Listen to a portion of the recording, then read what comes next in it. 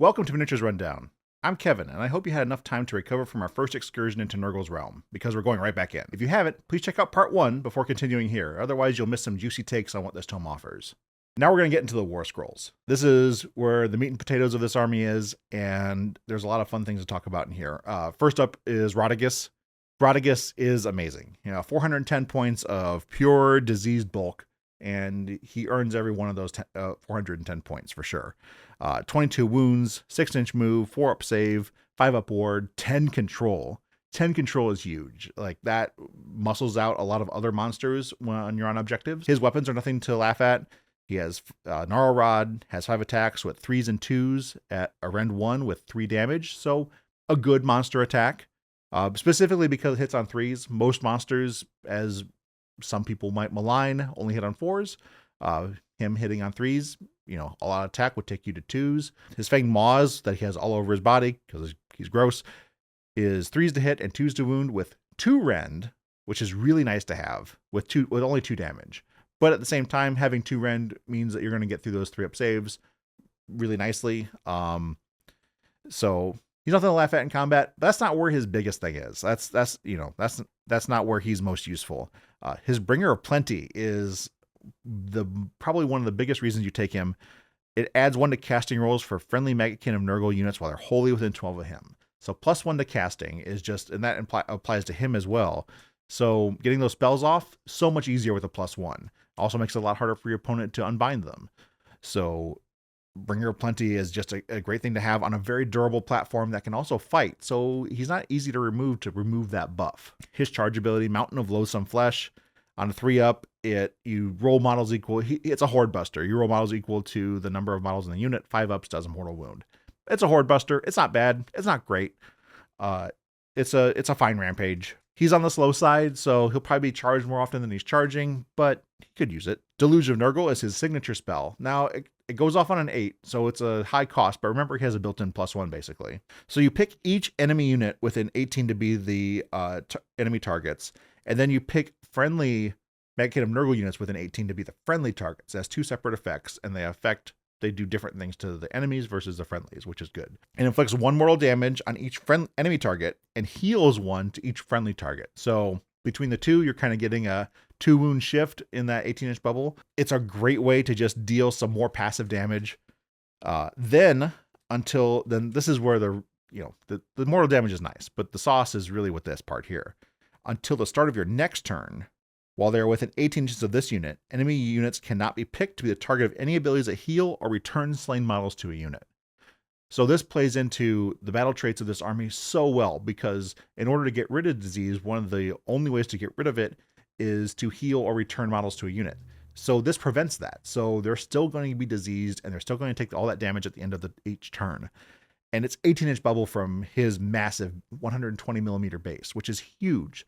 It's a huge portion of the battlefield that's being affected by him. And he's going to want to be in the center of it all, really like taking the most advantage of this. And he has a durability to back that up. Rotigus is pretty amazing. He's a wizard too. So he gets to cast 2 spells at a +1. And there's other ways to buff that too, which we're going to get into later. And he's just amazing. The Great Unclean One is next up on our list. And he has 20 health with a 4-up save, 5-up ward, 6-inch move. Similar to Rotigus, he only has a 5 control score though. So he's just in the same realm as other monsters of being able to muscle on objectives and whatnot. He does have a range attack, which is really respectable actually. 7-inch range, D3 plus 3 attacks. Hits on 3s, wounds on 2s with 2 rend, doing 2 damage. And it has shoot in combat. So it's a really good range attack. It interacts in multiple phases. He interacts in multiple phases with his attacks because he can shoot even while he's in combat and still attack with his colossal blight weapons, which are no joke on their own, with 4 attacks, 3s and 2s, with a 2 rend with 4 damage. 4 damage is a really nice amount of damage to have. Definitely preferred over a D6. But with rend 2, once again, you're cleaving through quite a bit of armor with that rend 2. And of course, with other spells and other abilities, there's ways to, get through further defenses with that. So the colossal blight weapons, once again, he's well in combat and he's durable, but that's not the biggest reason you take him. With Plague Wind, casting on a 7, it just gives disease to the target within 12 inches. it just hands out disease, which is great. Once again, multiple vectors of disease is a great way to hand out passive damage in this army, and he helps do that. You'll probably won't take him and Radagast in the same list just because they compete in the same points realm. So you're not really going to benefit from the +1 necessarily from Radagast, but I still think the Grand and Clean one's a great option to take, especially if you don't own or don't want to take Radagast. And so the next thing that I really think, especially if you're playing a demon heavy army, is really great reason to have a Grand and Clean one is the Locus of Nurgle, which is his command ability during the movement phase. And it's once per turn army. So it's once per turn in your movement phase. You pick a Maggotkin of Nurgle demon unit, specifically demons, so you can't bring back mortals, that has started the battle with 3 or more models and has been destroyed to be the target. And then you set up a replacement unit with half the number of models rounding up, either within 6 of him or a friendly feculent Gnarlmaw, more than 9 away, as is tradition. I mean, if you're playing with a lot of demons, I'm specifically thinking Plague Drones or Plague Bearers, this is great. You bring back models, adds value to those models by just being able to bring them back, as long as the Grand and Clean one's around. So you kind of have to protect them a little bit, because if you lose that, then you lose that ability to have that added value that you probably built into your list when you were designing it. So makes him a little bit of a priority target for your opponent. And then once per turn, army at the end of any turn, Bloated with Corruption. If this unit is damaged, pick up to 3 enemy units in combat with this unit to be the targets. You roll a d3 for each target. On a 2+, you inflict that much damage. If he's hurt, he bleeds on you and makes you sad. I mean, that's appropriate. I mean, look at this guy. He's obviously leaking stuff all over the place. But yeah, it's a fine rampage. It's end of any turn, so it happens in both your turn and your opponent's turn. So you kind of get to double dip a little bit. It does require him to be damaged, so you don't necessarily want your models to be damaged, but he's got 20 wounds, so he can take it for a little bit. So you might take some stuff out with him. I think that Grand and Clean one is a good option, especially if you don't choose to take Radagast. If you're taking Radagast, you're probably not also taking a Grand and Clean one. But if you want to take one of these big effigies of Nurgle, they're both good options. And then we move into like the lieutenant level demons here. We're looking at the Spoilpox Scrivener. He's the Herald of Nurgle. He's got a standard hero stat line, 5 wounds, 5 up save. He's slow at a 4-inch move, which is all Nurgle demons are pretty slow. He has a 7-inch disgusting sneezes attack, it's fine. D6 attacks, hits on 2s, wounds on 4s, 1 damage. So not super impressive. His Descended Maw, 4s to hit, 3s to wound with 3 attacks with 1 rend and 2 damage. It's okay. Little less than average hero combat stat line. He buffs Plague Bearers. Keep counting, I'm watching you. Pick a friendly Plague Bearer unit wholly within 12 to be the target. Roll a dice on a 2+. You pick one of the effects to apply. You can either add 1 to wound rolls, which Plague Bearers are a wound on a 3, so taking that to a 2, you pretty much can guarantee adding more damage, or you can add 5 to their control score. There's a lot of things in this book that modify control score, and I think they really want you to play with that. I'm not sure that that's the quote-unquote best way to go, but I mean, it definitely is something you can lean into if you want to play that way. Next is his Stupefying Sneezes, because they had to give the sneezes an extra ability for some reason. So you pick an enemy monster. It's only monsters that had been damaged by the sneezes. So what this translates to is you're never going to use this. So if you remember it, good on you. It basically turns off rampages for until the start of your next turn. So if you get lucky enough to actually do some damage with the sneezes, the monster can't rampage. Okay, fine. Next is Sloppy Bile Piper. Gone through a lot of revisions over his lifetime as a model. This one is interesting. I'm not sure that he's great, but it's definitely interesting. So usual Nurgle demon stat line, character stat line, 5 health, 5 save, 5 up ward. Somewhat below average attack with 3s, 3 attacks with 4s and 3s, 1 rend, 2 damage. No big deal. His Jolly Gut Pipes is like the big thing. So what it is, you pick a Maggotkin of Nurgle demon wholly within 12 of this unit, or a visible enemy unit within 12 to be the target. So if you picked a friendly unit to be the target, roll a dice. If it equals or exceeds the target's control characteristic, you add 2 to run and charge rolls. So most Nurgle demon units have low-ish control scores. So like obviously Grand and Clean ones are going to be out for this. But like Plague Bearers have control of 1. Plague drones have a control of 2, so it's pretty easy to meet that die roll. So giving them +2 their run and charge rolls gives them a nice boost of speed. The enemy unit to be the target, you roll a dice if it equals or exceeds their controlled characteristic. So there's a die roll to make this happen. Until the start of your next turn, while this unit is on the battlefield, inflict D3 mortal damage on the target under these conditions. Basically, if they end to move further away from the Sloppity Bile Piper than they started, they'll take D3 damage. Or if they teleport and end up farther away from the Sloppity Bile Piper than when they started, they take D3 damage. Super conditional. You have to pass a die roll to make it happen. I think he's much more handy on trying to buff friendly units than trying to do this on enemy units, because he has to be within 12 inches. So that puts him in danger, and he's pretty squishy. So I don't think that's really the best way to utilize him. And if you're already that close, your enemy's probably not going to want to go away from him unless under certain specific conditions. I just don't see that enemy effect being super useful. But the buff, I can see where that can apply. And next up, we have the Poxbringer, the last of the Demon Lieutenants. So he has the Corrupted Bale Sword, which is just still got the same bad profile, which is 3 attacks at 4s and 3s, 1 rend, 2 damage. He gets to basically, all he gets to do is chain activate a unit of Plague Bearers to fight after he fights.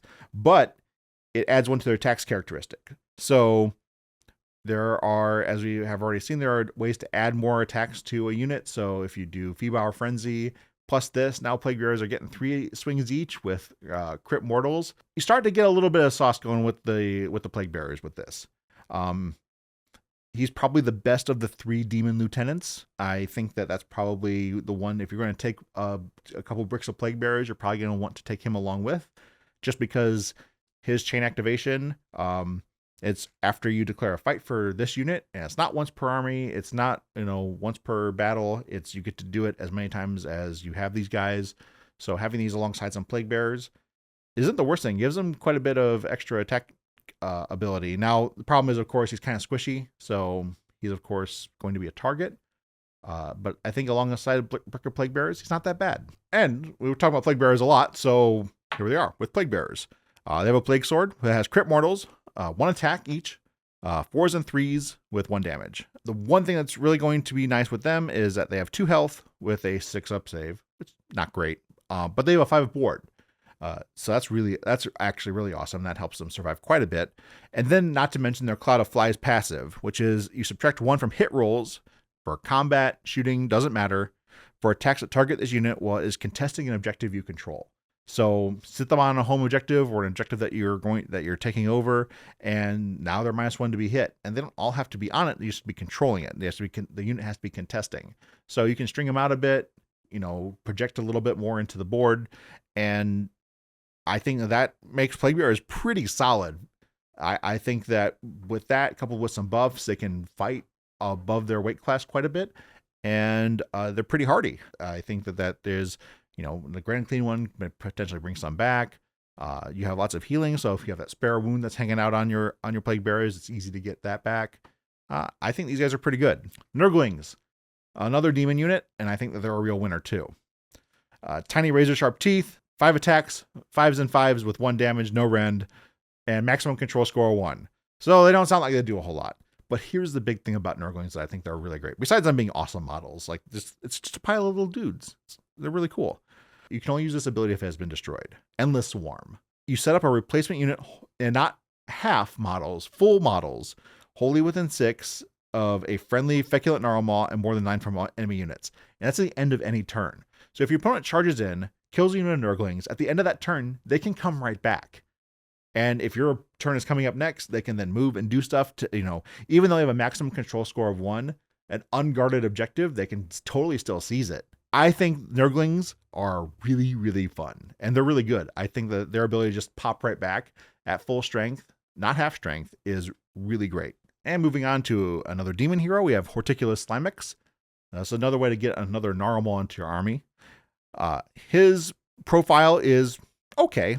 8 health, 4-up save, 5-up ward, only a 4-inch move because he is riding a snail. Come on. Lopping shears are a very standard attack profile for a hero. The Mulch's slime encrusted jaws are companion weapon. 4 attacks, 4s and 3s, 1 rend, D3 damage. So might get some burst damage here and there with his jaws, but you don't take him for the damage. And your movement phase, cultivating the Garden of Nurgle. If there is no more than 1 friendly feculent Gnarl on the battlefield, you can set up a feculent Gnarl wholly within 12 of this unit or more than 3 inches from all enemy units, objectives, and other terrain features. So this is how you get 2 Gnarl into the army. I think that the Gnarl are going to be a big part of Nurgle working, and they're making their durability really come into play. And of course, as we saw with the battle traits, you can't really get rid of the Gnarl They keep sprouting up, which I think is really thematic for Nurgle as well. Beast Handler, you pick a friendly Beast of Nurgle unit that has been destroyed. On a 3-up, you set a replacement unit wholly within 12 inches and more than 9 from all enemies. Once again, you get full recursion for Beast of Nurgle, and Beasts of Nurgle they're fine, and they're really annoying when you have him alongside just bringing them back when they die. And here's one that's really fun. Gnarl Whisperer. You pick a friendly feculent Gnarl to be the target, and that just means anywhere on the battlefield. You just pick it. Remove the target from the battlefield and set up again wholly within 12 of this unit and more than 3 from all enemy units, objectives, and terrain features. So if a Gnarl is out of position, not really affecting the battle all that much, you just pop it up and put it back down. Once again, like, this guy is all about playing with your trees and making sure that your trees are where they need to be. Feels like Gross Sylvaneth. And then right next to Horticulus, we have the Beast of Nurgle. They're speedy for Nurgle with a 7-inch move, 8 wounds with a 5-up save and a 5-up ward. So they're on the more durable side for sure. Their Filthy Claws and Slobbering Maw are companion weapons. So if you're playing with the battle formation that affects companion weapons and you're playing with a lot of beasts, might be the way to go. 5 attacks, 4s and 3s, 1 rend, D3 damage. So unreliable amount of damage, only hitting on 4s, but you get a fair amount of attacks. Maximum control score of 1 because he's a beast, so he's not going to be taking objectives anytime soon. You're really just going to want to remove models from the enemy instead. Attention Seekers. Now this is where this model becomes useful. Once per turn, army, so only 1 unit of Beast of Nurgle can do this. Any charge phase. If it's not in combat, you pick the closest enemy unit to be the target. If 2 or more enemy units are tied, you can pick, and then make a charge roll of 2d6.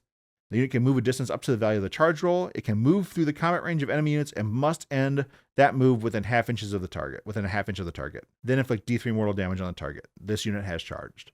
So you get a free counter charge with 1 Beast of Nurgle unit, which can be really handy. I mean, it does D3 impacts, so it will do a little bit of extra chip damage onto a unit, or maybe even finish off a unit that is, looking kind of sad. And it's any charge phase, so you get to do it in your turn and in your opponent's turn. It's not quite as great in your turn because it's, you get to charge anyway. But it does D3 impact hits, which is nice. And it's not dirty D3, it's just D3 impact hits. So I think that beasts definitely have a place. They're speedy. They're just not great at taking objectives, which is not really what they're there for. Plague drones are next up, and they're even speedier with an 8-inch move. 5 wounds, 5-up save, 5-up ward. Control 2, so they take objectives okay. They have crit mortals on their plague sword, which have 2 attacks with 4s and 3s, 1 damage. And then the Rotfly's mouth parts and sting are companion weapons, which are 6 attacks with 4s and 3s, no rend, 1 damage. Now, what's really cool is they finally gave these guys a 2-inch coherency, which means that they finally don't need to be right up next to each other and, grinding their wings together in order for them to be in formation properly. So they can finally have them in a way that looks okay on the battlefield and doesn't look like they have to be positioned awkwardly in order to legally play. And it also means that they get to project the amount of space that they control really well, so they can move, block, and limit the opponent's ability to move around the board. Bright Pastures. So this is, their damage profile is pretty not great. However, this is what makes them really useful, is that this unit can charge even if you use a retreat ability in the same turn. So, and no mortal damage is inflicted when they retreat. So they can go into combat, jump out of combat, potentially charge something else, taking an objective maybe. If something is poorly guarded or not guarded much at all, you can jump them out of combat, not taking any damage, and then charging into something new. Making them a real pest, which is more what they're well suited for rather than actually doing a lion's share of the damage for your army. I think that that's where they really shine, as being able to just jump around and make themselves a nuisance. Festus the Leech Lord, one of my favorite models of the new range. His combat profile is not all that impressive. Usual hero profile. And same with his mount. Though the mount does do 3 damage with a Rend of 2, 4 attacks, 4s to hit, 2s to wound. So once again, 4s to hit. So it's probably not going to do a ton, but Rend 2 is nice. Don't expect him to do a lot of damage in combat, but that's not what he's there for. The Leech Lord's Curse. So hits his spell, it's his signature spell, goes off on a 6. He gains 1 leech point. He has his own like points that he keeps track of, which are called leech points, and they do various things. Until the start of your next turn, each time the target uses a core ability or command, after the ability has been resolved, roll a dice on a 3-up, inflict 1 mortal damage. So it does some chip damage on a target that he's basically cursed. Then if any damage points are allocated to the target by this ability, you heal 1 to him. So he's got 14 health with a 4-up save and a 5-up board. So he's pretty hardy, actually. However, he can heal with something that he has basically latched onto, does anything. Once per turn, any combat phase, so both yours and your opponent's, vile poisons and debilitating toxins. If this unit did not charge this turn, which is important, if he can't have charged and make use of this ability. So a little bit more defensive. You pick an enemy unit in combat to be the target. You can't pick a manifestation or terrain feature. You and your opponent must roll off once again. It's a roll off. Add this unit's unit control characteristic to your roll and the target's control characteristic to your opponent's roll. If your roll is higher, apply the corresponding effect. Now, it's important to note that he has a 5 control, so it's not nothing that he adds his control to this roll off. If the target is a hero or monster, inflict an amount of mortal damage on the target equal to the difference between your roll and your opponent's roll. This could be great. Like, it only works. Now, this effect only happens if it's a hero or monster. So most hero or monsters have a control anywhere from 2 to 5. Some monsters, of course, have much more. But potentially, if the roll goes your way, and it doesn't cost anything to do this, it's just during your combat action during your combat phase, you can potentially do a lot of mortal damage. If the target is a non-hero, or non-monster unit, 1 model in the target unit is slain. So it kills a model if you win the roll off. And because he has a control of 5, if non-hero, non-monster, we're looking at control 1 or 2, it's likely to go off. So it's not a bad rampage at all. End of any turn, which is both you and your opponents, of course. Annelid Engorgement, that's just an awful name. For each enemy unit that was in combat with this unit this turn and was destroyed this turn, it gains D3 leech points for the rest of this battle.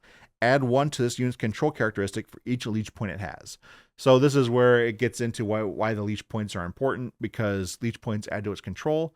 So he could potentially get a pretty beefy control score, which means that his vile poisons, debilitating toxins, that's hard to say. Debilitating toxins goes off to a much greater effect as the battle progresses. Of course, you have to be building up those leech points, which means he has to be involved in combat, and he has a pretty decent profile, but a dedicated combat unit is going to work through him pretty quickly. So I'm not so sure about how to use this guy, but it sounds like he's one of those units that when he does his thing, it really works and it's really awesome. So that could be a lot of fun. And many people's favorite unit in all of Maggotkin, and much has been for a long time, is the Glotkin. 24 wounds, like almost getting to Gargant level here, with a 4-up save and a 6-up board. Because he's mortal, he only has a 6-up board. 10 control once again. So once again, something that's able to muscle out other monsters on objectives. He has some impressive combat profiles. Gurk's Tentacle has 4 attacks with 3s to hit.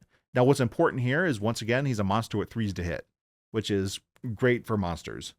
3s to hit, 2s to wound, 2 rend, 5 damage. That is a beefy combat profile. That's going to instantly knock many things just out of the game right away.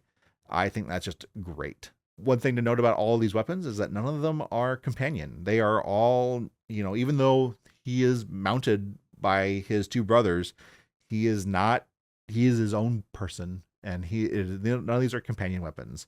So this would not benefit from the battle formation that gives crit 2 hits to companion weapons. So keep that in mind if you're building up for monsters. He wouldn't benefit from that, which is fine, because 5 damage with 3s and 2s with Rend 2 is really strong. His Lamprey Maw, which is his right hand, 3 attacks with 3s and 2s once again, 2 Rend and 3 damage. Just like Gurk is just smacking things around. Like those two combined profiles make this a really terrifying unit in melee. And then we have Auto Scythe, 4 attacks, 3s and 3s, 1 rend, 3 damage though. That's really impressive for kind of a scythe weapon. Once again, not companion. So like this is really, really great. Like the Maggotkin is pretty impressive just by his combat profile alone. So his signature spell is the Overgrowth of Flesh. So Ethrak is the wizard brother that rides on his back. So this goes off on a 6. You pick a visible enemy unit within 12. Roll a number of dice equal to the target's health characteristic. For each 5, you inflict 1 mortal damage to a maximum of 7. You can't do it on manifestation or terrain feature. And then it has a disease keyword. So it not only diseases, but it also inflicts mortal wounds. Now, thinking about a Gargant with 35 wounds, you're probably going to get that 7 damage off. And even things that are, beefier, you're thinking about 14 wound models or 16 wound models, like it's still probably going to go off. And you're definitely going to at least get disease out and probably do some mortal damage in the deal as well. So really good signature spell. He's only wizard 1, so you have to, choose if you want to cast this or not. You don't get to do this as kind of a bonus spell. Horrific opponent, subtract 5 from the control scores of enemy units while they are in combat with this unit. Once again, Nurgle wants to mess with control scores quite a bit. So you subtract 5, he's already control 10, so he's going to muscle a lot of things out of objective control, which is pretty cool. Like, he's a big guy. I guess that makes sense. This is what really makes the Maggotkin unique from other just beat stick monsters, though, is his Blighted Stampede. If he countercharges, he successfully charges, you get to pick up to 2 friendly Maggotkin of Nurgle units wholly within 12 of him to be the targets. After the countercharge command for this unit has been resolved, if this unit charged, each target can immediately use the countercharge command in an order of your choosing without any command points being spent. So you basically turn 2 command points into 6, granted as long as he makes the countercharge. That's really strong. There are so many units that you would want to have come along with him in a key charge where it's your opponent's go turn. They're going to take over a key part of the board, and now the Maggotkin is sitting in place, either completely discouraging that or risking that actually happening and you charging with the Maggotkin and a bunch of rot swords or another model. Like it's pretty great. I think that command, turning 2 command points into 6 with Blighted Stampede, is a great thing about the Maggotkin. And I think that's going to still keep him a staple in a lot of Maggotkin armies. Any combat phase, Tentacle Trap. Pick an enemy hero or monster in combat. Now, it's worth noting this is not a rampage, so things that debuff rampages or cancel rampages don't affect this. His Blighted Stampede is a rampage, though. So you pick an enemy hero or monster in combat to be the target on a dice. Roll a 4+, so it's a 4+ effect. The target cannot move, and it cannot be removed from the battlefield by an ability that would allow it to be set up elsewhere on the battlefield. So it prevents teleporting, and you add 1 to hit rolls for combat attacks that target that enemy unit. So, it's so cool. Because basically he's just grabbing you with the tentacle and then just beating down whatever he grabs with the tentacle. I think that's so thematic and awesome. I once again, I think the Maggotkin really shines in this new battle tome. And I think that the combination of all these abilities together really make him, like, you're going to see him a lot in Maggotkin armies, and a lot of people are going to want to take him. He's still great to have. All right, now we move on to the Maggoth Lords. Much either loved or maligned, depending on your position on Maggoth Lords. Blood Brotspawn, which is the one that you often saw the most. They still are maintaining that they're pretty speedy with an 8-inch move, 14 wounds, and a 4-up save for Blowab, 5 control. He gets his Vile Bile attack, shoot in combat, so which is great.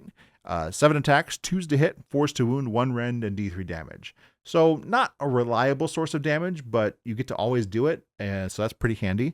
His Scythe, 3 attacks, 3s and 3s, rend 1, and 2 damage. Anti-monster +1 rend, so he's going to want to go monster hunting. That's a respectable amount of damage. Not amazing, but not bad. Of course, Bilespurter's Claws are the thing that really is you're looking for to do the lion's share of his melee damage, which is 5 attacks at 4s and 2s with 2 rend and 3 damage. So he can do a lot of damage with this.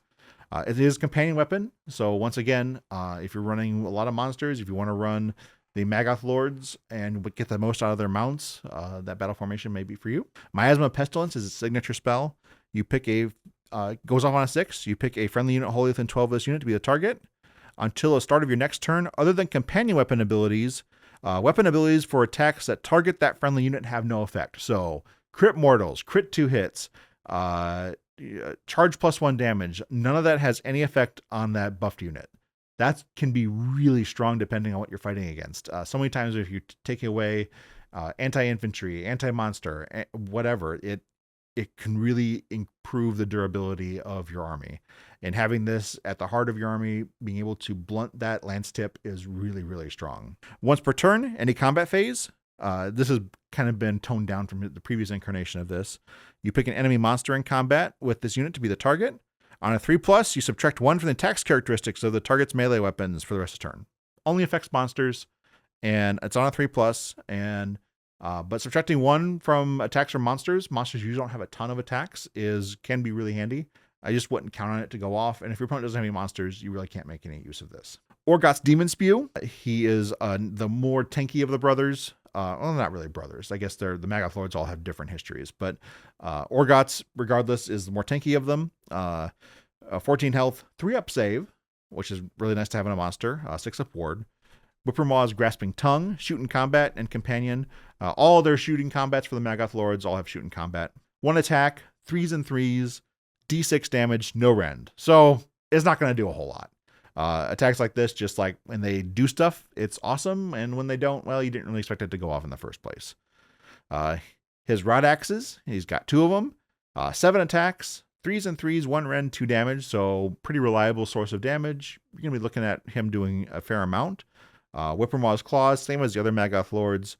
5 attacks at 4s and 2s with 2 rend at 3 damage. Acidic Ichor is his kind of signature passive. Each time you make a save roll of 1 for himself versus a combat attack, it inflicts 1 mortal damage. So he bleeds on the opponent after the fight ability has been resolved. So he does a little bit of extra damage. He wants to get really in the mix with a bunch of little guys that don't have a whole lot of rend and just take a lot of attacks and roll a lot of saves. Grasping Tongue, you pick an enemy unit in combat to be the target. This is his combat ability. Any combat phase, so yours or your opponent's. Roll a dice. On a 3+, you add 1 to wound rolls for combat attacks made by friendly Maggotkin of Nurgle units that target that enemy unit for the rest of the turn. So once again, if he wants to be in the thick of battle, he wants to be alongside his allies, and adding +1 to wound rolls for combat attacks for all Maggotkin of Nurgle units. Doesn't have to be Rotbringers, doesn't have to be demons. It can be any of them. And just giving kind of a passive buff, and that is his Rampage. Morbidex Twiceborn, the one that is spawned of Nurglings. 14 wounds, 4-up save, 6-up ward. He has 3 tongues, which translates to 3 attacks with 3s and 3s, 1 rend, 1 damage. Not amazing, not bad. It's just there. Flesh Reaper Scythe, 5 attacks with 3s and 3s, 1 rend, 2 damage. And Triple Tongue's Claws, once again, like all the other Maggoths, 5 attacks, 4s and 2s, 2 rend, 3 damage. Lord of Nurglings. So this guy likes to be around Nurglings. He interacts specifically with Nurglings. So if, like we discussed earlier, Nurglings have a really great Warscroll, so maybe this guy you want to take alongside them. While a friendly Nurgling unit is wholly within 12 of this unit, ignore the first damage point that would be allocated to that Nurgling unit each phase. That Nurgling unit can ignore the effects of the Beast ability. So that is huge for Nurglings being able to take objectives. Nurgling units aren't huge. I think the maximum you can have in a unit is 6, so you're looking at maximum 6 control. But that could be enough to muscle something off of an objective. So wholly within 12 is a pretty good radius around this guy. So that could be pretty useful if you're taking a lot of Nurglings in your army, especially if they pop up at the end of a turn and can move into position to take an objective. Once per turn, any combat phase, this is Rampage. Declare up to 2 friendly Nurgling units wholly within 12 of this unit to be the target. Roll a dice for each unit. On a 2+, if the target is not in combat, it can move a number of inches equal to the roll, but can't end in combat, importantly. If the target is in combat, it can make a pile-in move. Once again, this kind of just manipulates the movement of Nurglings a little bit, giving them a little bit of extra movement, probably most likely to interact with Lord of Nurglings to move on to objectives and attempt to take them. End of any turn, Gigantic Nurglingkin, because he's basically a giant Nurgling. You heal this unit, or you heal X to him, where X is half the number of damage points this unit has, rounding up. So Can be sneakily durable as long as he's not one shot, and if your opponent just barely fails to kill him, he'll heal quite a bit. So that could be interesting. It's end of any turn, so either yours or your opponent's, so that can make him potentially pretty hard to bring down. Now we move on to Gelgus Pust, the Prince of Swords from the Darkwater box. They're really wanting you to buy the Darkwater box. Buy the Darkwater box if you like Nurgle. 8-inch move, health 8, and a 3-up save with a 5-up ward. So pretty tanky. He is not a monster. He is actually infantry. And he has fly. I don't know if you noticed this on his model, but he does a little fly. Not little, they're actually pretty big. Fly wings on the back, they're just kind of folded in. So he has a pretty impressive attack profile. 7 attacks, 3s and 3s, 1 rend, 3 damage. So he can do a pretty good amount of damage. With his 8-inch move and fly, he can get into places that you would like him to be and, play kind of an assassin role in your Maggotkin army. He has a particular interaction with terrain. He is a master contaminator. You pick a terrain feature within 6 of this unit to be a target in your hero phase. That target has a polluted keyword for the rest of the battle and never goes away. And then his passive is Polluting Aura. While a friendly Maggotkin of Nurgle unit is wholly within 6 inches of a polluted terrain feature, each time that unit uses or is a target of an ability that would heal 1 or more damage points, add 1 to the number of damage points healed. So this interacts really well with Rodigus and spreading out his 18-inch aura, or 18-inch bubble of I heal you for 1 wound. Well, if they're wholly within 6 of a polluted terrain feature, they would heal an additional wound. Or even the spell that heals D3, it would become D3 plus 1. Really handy. And because so many things in this book have multiple wounds, numbering 3 or more, it's a really strong ability to be able to heal that extra 1 wound. Any combat phase, Grin of the Grandfather. You pick each enemy unit in combat with this target, with this unit to be the target. Roll a dice for each target. If the roll equals or exceeds the target's control characteristic, pick one of the following to apply for the rest of the turn. You get 1 of 3 different effects. You get to subtract 1 from hit rolls for the target's combat attacks, subtract 1 from wound rolls, or subtract 1 from the target's control characteristic. Now, that's notable to say that it's their control characteristic, not their control score. So if they have a control characteristic of 2, it goes down to 1. Now, control can never be reduced less than 1 for their characteristic. So it is not so great on small infantry units, but it is great for cavalry, which typically have a 2, or heroes, or other units that would have, like, bigger elite infantry tend to have a 2 control. So this is where that could come into play. But hit and wound is probably the more useful part of that. I just wanted to bring up the difference between control characteristic and control score. Parasitic Infestation is any charge phase. You pick each enemy unit that charges turn as in combat with this unit to be the targets. You roll a d3 for each target. On a 2+, inflict an amount of mortal damage on the target equal to the roll. So you do a dirty d3 damage to anything that charged and ended up in combat with him.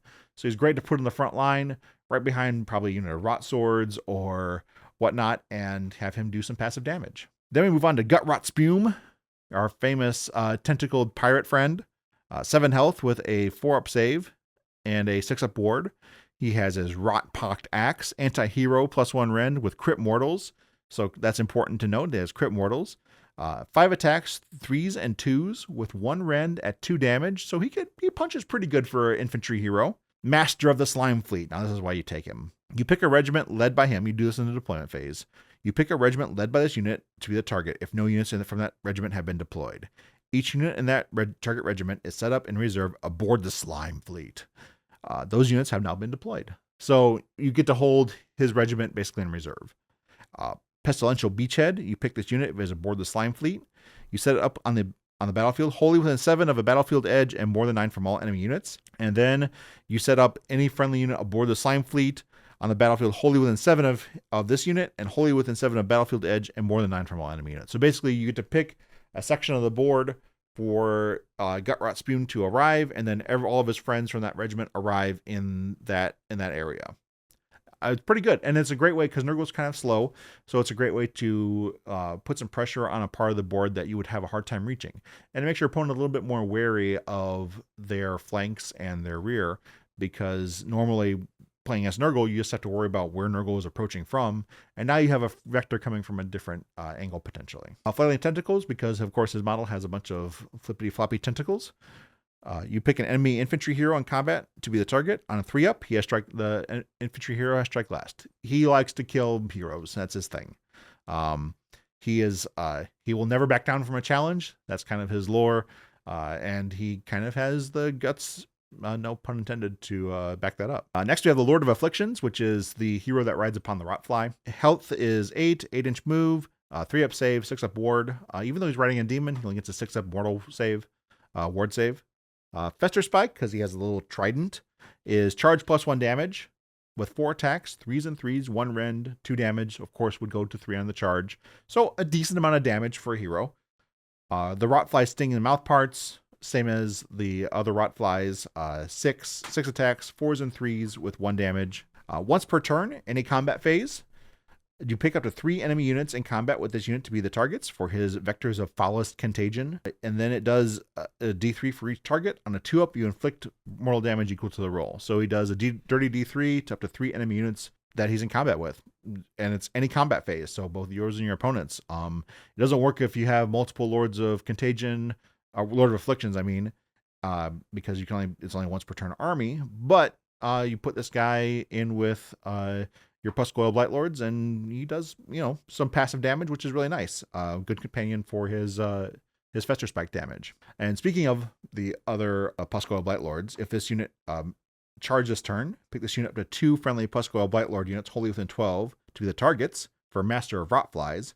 You add 1 to the rend characteristic of the Rotfly's mouth parts and sting. So it's a good way to buff the companion weapons that otherwise are fairly unimpressive. But it doesn't affect his own, which is really interesting to know and good to remember. And then we have the Harbinger of Decay.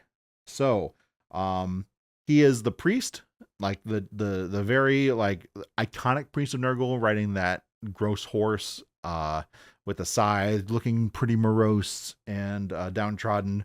But nevertheless, he's a very mighty hero. With 7 health and a 3-up save and a 6-up ward, moving 8. Seems to be as speedy as Nurgle wants to be. His Rot Sword or Plague Scythe has crit mortals with 3 attacks, 3s and 3s, 1 rend, 3 flat damage. Not bad for a priest. Actually really good for a priest. His Horse Bites are 2 attacks with 5s and 3s, no rend, 1 damage. They won't do anything, and if they do, it's a nice surprise. Once per turn, in the enemy hero phase, he has the Knell of Doom. You pick an enemy unit with an 18 to be the target. On a D3, if a target is within 6 of a friendly Sloven Knights unit, you roll a D6 instead. If the roll equals or exceeds the target's control, once again, we're talking about control characteristics, big thing in this book. Subtract 1 from wound rolls for the target's attacks until the start of your next turn. So, huge debuff, especially for big hammer units. Taking a 3 to wound to a 4 to wound is such a big shift in damage. And this doesn't require, it's what requires a die roll that interacts with a control characteristic. It's not a prayer, which he also gets a prayer. And his signature prayer is Omens of Decay. You pick goes off on a 4. You pick a visible enemy unit within 12 inches to be the target, and then chant. You subtract twice the current battle round number from the target's control score for the rest of the turn. So if it is 10 plus, it affects all enemy units within 12 of this unit. So what that basically translates to is if it is battle round 2, this is subtract 4 from their control score for the rest of the turn. Now, keep in mind, this is only for the rest of your turn where you cast this prayer. So if you did Divine Intervention and did it in your opponent's turn, it would only be to the end of your opponent's turn. And of course, for your own turn, if you did it in your own turn, it will only last to the end of that turn. So it's not a ongoing effect like a lot of spells would have. Prayers tend to function in that way. So keep that in mind when you're using this guy, but I think that this guy is really strong. And then we have Lord of Plagues. So this guy, he wants to be alongside Rot Swords. We'll talk about Rot Swords in a second here. But he has a very middling profile. 7 wounds, 4-up save, 6-up ward. So, okay defensive profile, right in line with all Nurgle heroes. He has his Plague-ridden Great Blade, which looks a lot scarier than it actually is. 5 attacks, 3s and 3s, 1 rend, 2 damage. It's fine. His crit mortals, so a little bit higher damage ceiling than many heroes, but all the same, it's not super impressive. But this is where he really shines. So, Lord of the Infected Legions, you add 1 to wound rolls for combat attacks made by friendly Rot Swords that did not charge this turn while they're wholly within 12. So, while they did not charge, it's an important caveat to have on that, because that makes them way more defensive. So they want to sit back on an objective and hold it, and it only affects rot swords. So you can't use it on like plague bearers or anything else, but only for rot swords, which I mean is really good. Don't get me wrong. Well, they're holier than 12 of him. So he wants to sit back with some rot swords on objective and just tank a charge and then hit back as hard as he possibly can. Sevenfold Slaughter is in his combat phase ability. You pick a friendly rot sword unit that did not charge this turn, once again playing into them wanting to receive the charge rather than give the charge. It's wholly within 12. On a 2+, you add 1 to the attacks characteristic of the Ruined Mastercrafted weapons for the rest of the turn. So it gives them +1 to their attacks, which is crazy good. Like rot swords, when we get to them, we'll talk about, like they can get a crazy amount of attacks. Next, we move on to Lord of Blights. This guy tends to want to work with Putrid Blight Kings, which sadly Putrid Blight Kings have kind of seen a little bit of a downgrade in this book. But 7 health, 3 up save, 6 up ward. His Bubonic Hammer has anti-charge +1 rend. It's kind of weird, but 4 attacks, 3s and 3s, 1 rend, 3 flat damage though. So his damage ceiling isn't bad. And then +1 rend on the anti-charge. You know, he fights okay. Can do a surprising amount of damage in a pinch. Once per turn, any combat phase, thrice ripened Death's Heads. You pick an enemy that charges turn and is in combat with this unit or a friendly Plague Drones unit, wholly within 12 of this unit, to be the target. That's kind of a weird interaction that he deals with Plague Drones when he's only got a 4-inch move and he's probably not likely to keep up with Plague Drones. So that's kind of strange. You roll a D3. On 2 up, you inflict the moral damage equal to the roll. So it does a dirty D3.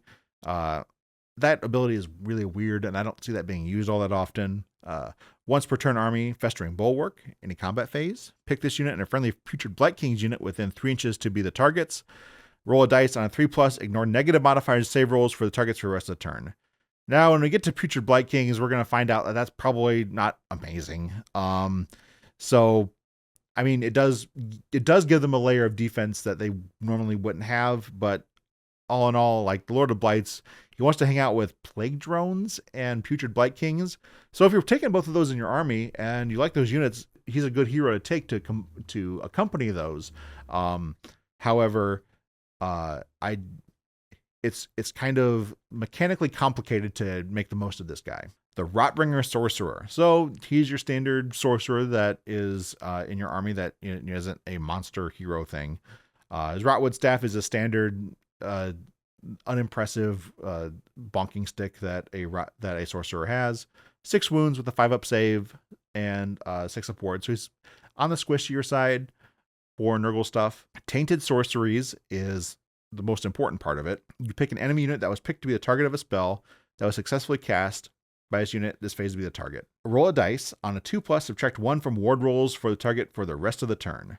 So that's a really interesting ability, and you do have to be so there is no range limitation to this. You just have to pick an enemy unit that was picked to be a target of a spell that was successfully cast by this unit. So I mean, it does have to be within, like, if it's 18-inch unit, 18-inch spell, for instance, or whatever, like there is that range limitation. But by itself, this does not have a range limit necessarily. But subtracting 1 from ward rolls, absolutely killer in many matchups. Like so many armies, specifically Death, have just a 6 up ward standing. Taking that away takes away so much durability from the unit. And even units that are out there that really do rely on like a 5 up or a 4 up ward suddenly takes their durability down quite a bit. And just having to just do this by applying a spell in your hero phase. Now, keep in mind, this only works in your hero phase. So if you use magical intervention, this doesn't apply. So keep that in mind. Belga the Sistwitch from the Darkwater box, by the Darkwater box. Once again, has a pretty unimpressive attack for bonking stick. She is a priest.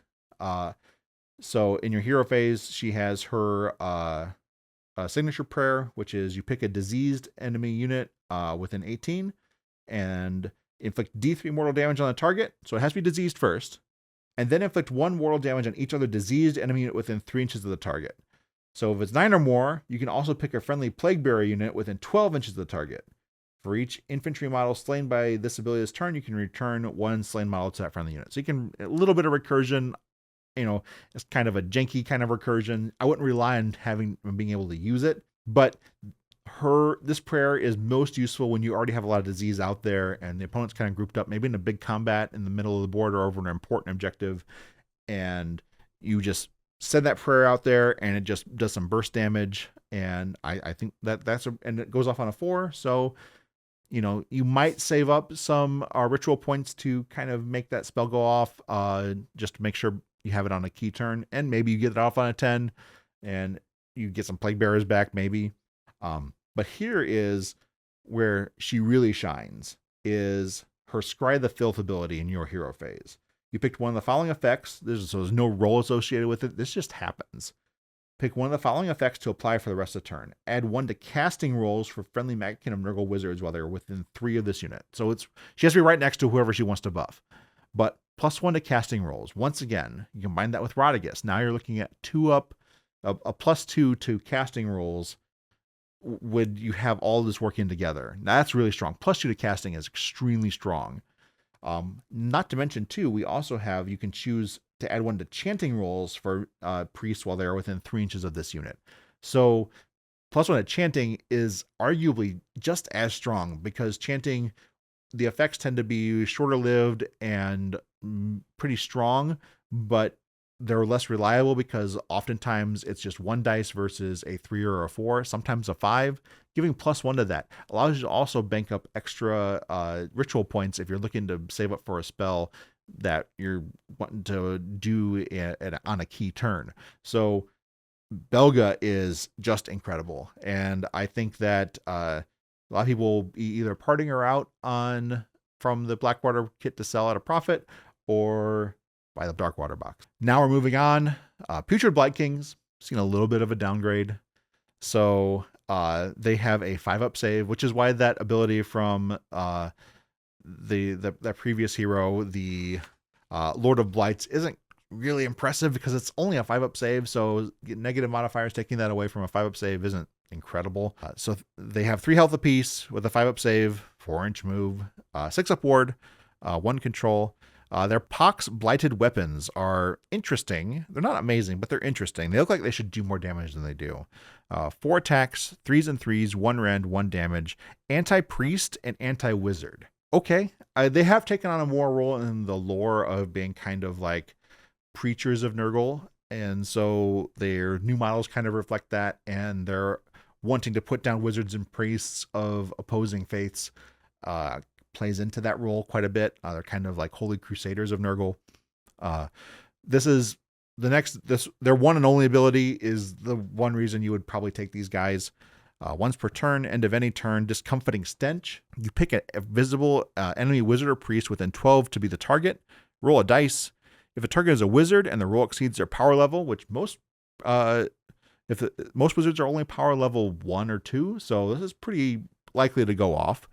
Until the start of your next turn, each time a casting roll for the target includes 2 or more rolls of 1, 2 or more rolls of 2 or more rolls of 3, the spell is miscast. So really like incredibly increasing the chances of a miscast. I think that could be pretty handy. If the target is a priest and the roll exceeds the target's power level, which almost all priests are power level 1. Until the start of your next turn, each time your opponent makes an unmodified chanting roll of 1 or 2 for the target, the prayer fails, its effect is not resolved, and your opponent must remove D3 ritual points from the target. So the equivalent of a miscast for a priest. So a 1 or 2 not chanting, I mean, if your opponent has banked up a bunch of ritual points and is saving up for a key turn to get off their prayer, making it fail 1/3 of the time, it might not be not all that bad. All that said, though, if you were taking 20 Blight Kings previously, you are not taking 20 Blight Kings now. You are maybe taking 5. And I think you're just taking them specifically to have that debuff at hand.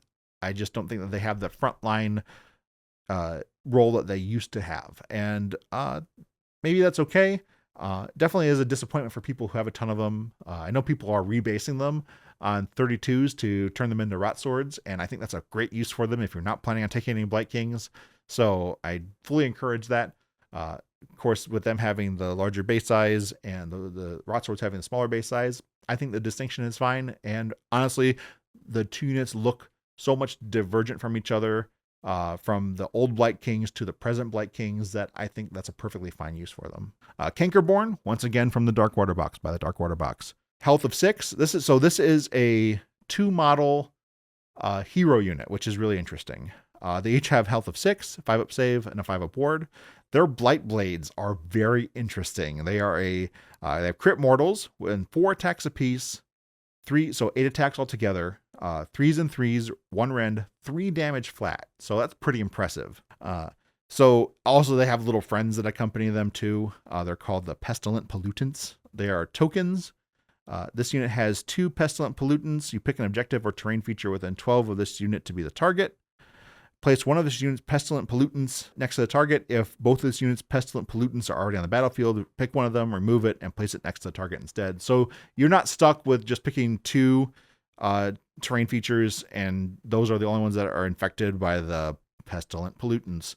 You can switch them around and move them around. From the Tainted Earth, so you can remove this unit from the battlefield and set up again more than 9 inches from all enemy units and wholly within 3 of an objective or terrain feature that has a friendly Pestilent Pollutant, or a polluted terrain feature, see Yelgus Pust's Warscroll, or an objective you control. So they can teleport around the board depending on what you've infected with pollutants and or where Gelgus Pust has done stuff. Now this is interesting rules interaction that they have here with Entropy Endures, which is their passive. So there's a lot of things in the game that can instantly slay a hero, and this being a hero unit, they would be susceptible to that. Thinking like Callus and Toll, for instance, like, you know, it's a 2-model unit, and if someone does an assassination ability on that unit, it kills both of the models. Well, for these guys, if this unit already has 2 models and would be automatically destroyed, it is not automatically destroyed. Instead, 1 model in this unit is slain. So if they're hit with an assassination ability, instead of the whole model being destroyed, just one of them is destroyed. Situationally handy. I mean, it's not huge, but it's neat. We've talked about them enough, and here they are. The Rot Swords. 2 health apiece, 3-up save, 1 control, 6-up ward, 4-inch move. Ruin Mastercrafted weapons, crit 2 hits, 2 attacks, 3s and 3s, 1 rend, 1 damage. Sweat-soaked and reeking is their ability. Pick an enemy unit that charges turn and is in combat to be the target. Roll a dice. On a 3+, the target cannot use commands for the rest of the turn. Incredibly strong. Turning off commands is huge. Being able to deny all-out attack, all-out defense. I think that's just, it's really, really great. Not to mention the synergy they have with the rest of the army, from Feebauer Frenzy to add +1 to their attacks, and then from the Lord of Plagues being able to add +1 attacks. Now they're swinging each at 4 attacks apiece, and the unit can be a size of 20. So that's a massive amount of damage that you're throwing at your opponent on a very durable platform, and that wants to be charged to get the most out of its abilities. I think that these guys are incredibly strong, and you're going to have a hard time building a Nurgle list without Rot Swords in it. I think that they are, at least 1 unit of 20 is going to be nearly mandatory. They are that amazing. And then we have the Pustgoyle Blightlords. They have 8 health apiece with a 4-up save and a 6-up ward. Flyrider's Arsenal with charge +1 damage. 4 attacks apiece, 3s and 3s, 1 rend, 1 damage. So 2 damage on the charge. They come in units of 1, and then they're reinforced as 2. The unit has a coherency range of 2 inches, which is nice, just like the Plague Drones. You add 1 to their Flyrider's Arsenal for attacks that target an enemy unit contesting an objective. So they don't necessarily have to have the Lord of Afflictions next to them to improve their Flyrider, their flies, mouth parts, and sting. So just another way for them to get a little bit more rend, a little bit more damage. But they're only control 2. They don't have a high model count, and their durability only on a 4+. They're fast-ish and they fly, so they have quite a bit of mobility, Nurgle considering, but I just think that they definitely don't have the same punch and the same durability that they used to. But even with that said, I think that they still have a role in sweeping around and being part of a multi-charge, adding extra attacks into a combat, especially when you pair them with something like Sloven Knights, which we're going to talk about right now, which they also have an 8-inch move, but they have 4 health with a 3-up save and a 6-up ward. Their attacks are much better with 2 attacks each with 4s and 3s, 2 rend standing, and 2 damage with charge plus 1 damage. So they charge in, and they're doing 3 damage apiece on the charge. Now we're talking about some more damage, and it plays well into the Sloven Knight's Pall of Exhaustion, which is you pick an enemy unit in combat to be the target, roll a dice, add 1 to the roll if the target is in combat with another friendly Rotbringer unit, Puscoil Blightlords. On a 3+, the target has Strike Last for the rest of the turn. So just being able to hand out Strike Last on a 3 or a 2+ is such a strong ability, and they don't have to have charged to use this. So there are some, like, between Puscoil Blightlords or any other Rotbringers that can get in, and Puscoil will be one of the ones that can probably keep up with this unit to combo that. To hand out Strikes Last, you can control a combat phase so effectively. I think that the Sloven Knights are just going to be a big staple of many Maggotkin armies. Then we go into Pestigors. They have both models in the Darkwater box and their own box. Both of them have kind of different characteristics in terms of the model variety, which is kind of cool.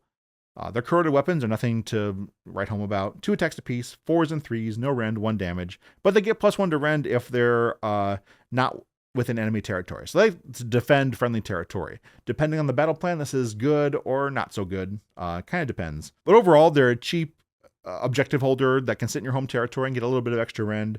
You're not really going to depend on them to do a whole lot, besides just sit there and sit on circles and score you points. And even like if you take a battle tactic during this current season, such as Scouting Force, they're really not great at it because, first of all, even though they're a 6-inch move, which makes them fast among Nurgle units, they don't want to really be outside their territory. Then we move on to their character, the Shaman Foulhoof. Has a movement of 6, so it keeps up with the Pestigors, 5 health with a 5-up save and a 6-up ward. Rot Stave is usual bonking stick stats. His signature spell is Pestilent Profusion, or Purulent Profusion. Why would you say that?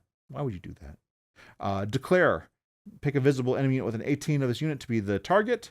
Then subtract 1 from the rend characteristic of their melee weapons until the start of your next turn. That's actually a really strong spell. And going off on a 7 kind of goes in with that. But with an 18 reducing rend, I mean, backing this guy up with some rot swords and just making that unit even more durable or adding more durability to your monsters by reducing the rend of stuff that's going to come into them. Being at an 18-inch range means that you're likely going to be able to reach out to something before it's able to get into the thing that it's wanting to hurt. So I think that is a really strong spell. Actually, I think the Shaman Foulhoof is a really good pick. In combat phase, Rampant Defilement. You pick a friendly Pestigor unit, wholly within 12, to be the target. On a 3+, you add 1 to their attacks characteristics. It's fine. Their attacks aren't great, so buffing them isn't super good. There's nothing really special about their attacks. So, I mean, I guess that's nice extra little flavor. And if you're running a ton of Pestigors, he's a great one to take. I mean, adding extra attacks is just extra damage. So it's nothing to just kind of throw away. But however, his spell is the reason why you take him. Like this, he's really good for that reason. Then we move on to another Darkwater unit. We have the Pox Wretches, which is kind of like the Nurgle cultists. They have their decaying weapons, which are crit auto wound, 2 attacks apiece, 4s and 4s, no rend, 1 damage, very standard human profile. They have little friends, Mire Kelpies. They have 6 of them for every 14 models in the unit. Once per turn, at the end of any turn, so yours and your opponents, they get to use Contagious Katara. What is that? GW, what is that? If you have Mire Kelpies, you can pick an enemy unit in combat with them to be a target. You cannot pick a manifestation or terrain feature. Pick a number of this unit's Mire Kelpies and remove them from the battlefield. Then roll a dice, adding 1 to the roll for each Mire Kelpie you remove this phase. An unmodified roll of 1. This ability has no effect. On a 6+, the target has a disease keyword.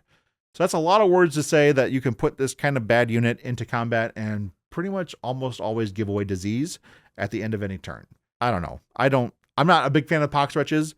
They're cool models and the Mire Kelpies are cute, but I just don't think that there's so much other cool stuff in this tome that it's hard to give a hard sell of these guys. Then we move on to other mortals, human mortals, with the Rotmire Creed, the Warcry Warband, which all the Warcry Warbands are now kind of moving into regular unit slots now. Health of 1, 6-up save, 6-up ward, so not very durable. They do have a ranged attack at 12 inches. For 2 attacks apiece, 3s and 4s with 1 damage with crit auto wound, and then standard human 2 attacks, 4s and 4s, 1 damage with their melee weapons. The big thing about them is that you can attempt to disease something with the Gifts of the Grandfather for something that they shot at, even if it's not within 7 inches of any Maggotkin of Nurgle unit. So they can blowpipe something and then you can attempt to infect it later with Gifts of the Grandfather. It's okay. I don't think they used to be a lot more useful because they back in previous iterations, their blowpipes they still crit auto wound, but they would just apply disease points to a target. It's no longer a thing. So, and last, but certainly not least, we talked about it quite a bit because a lot of things interacted with it. But now we have the Feculent Gnarl. So 7 health with a 5-up save and a 5-up ward. So it's very squishy, but that's okay because you can keep bringing them back. It can attack with its maggot-infested mouth. And if you looked at that model, it does have a gross maggot-infested mouth. It's awesome. 4 attacks, 4s to hit, 3s to wound, 1 rend, D3 damage. You know, if it does damage, great. If not, you're not missing much. It is cover and unstable, so you can't stand on top of it. It is riddled with disease, which is appropriate for what it looks like. It's his passive. Each time our friendly Maggotkin of Nurgle demon unit wholly within 12 of us terrain feature uses a rally command, you can make 1 additional rally roll of D6. So it basically adds a musician to a demon unit making a rally roll. If that unit is a non-hero, you can make 3 additional rally rolls of D6 instead. So it gives that battle standard bearer 3+ to rally to instead. So either if a monster rallies or like a hero rallies, you can get an extra dice, which is really handy.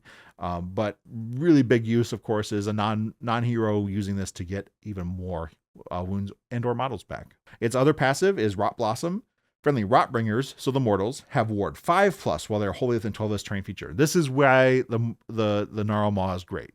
I mean, can you imagine a Gnarl Maw sitting around a bunch of Rot Swords that with a 3-up save and now not a 6-up ward, but a 5-up ward? Those guys are not shifting. That is incredible. And a movement phase. Tendrils of Corruption. For the rest of the phase, this terrain feature has a move characteristic of 3 and can immediately move 3. It cannot move through or end that move within combat ranges of any enemy units and cannot end that move on objective or another terrain feature.